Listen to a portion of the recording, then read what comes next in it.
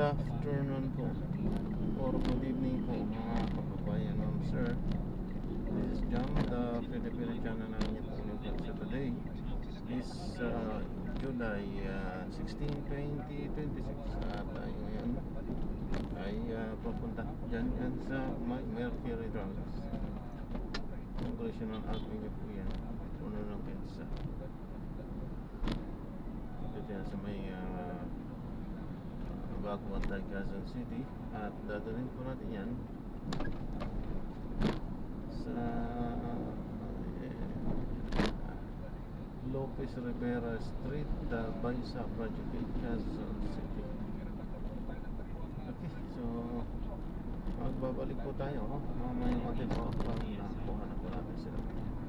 Disclaimer lamang po, ang content po natin ay kalsada hindi ang passenger. Kaya naman sakasakali mo po na may marinig kayo ang mga pangalan ng lugar, pangalan ng tao, pangalan ng organizations, government o private, manyan ay wala pong kinalaman ng channel na ito at wala pong pinapatukulan. At kung na pinag-uusapan dito ay kung dito lamang po yan sa loob at wala pong pinapatukulan sa labas. Babalik po tayo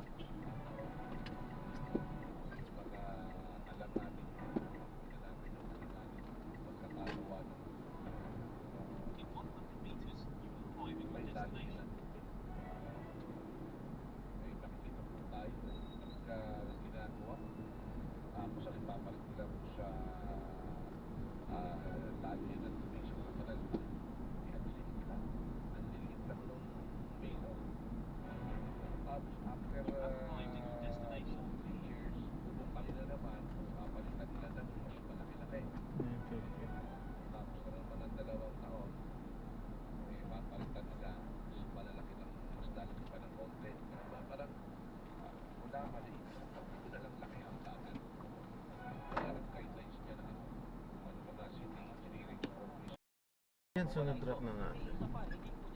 Maraming salamat po sa panonood.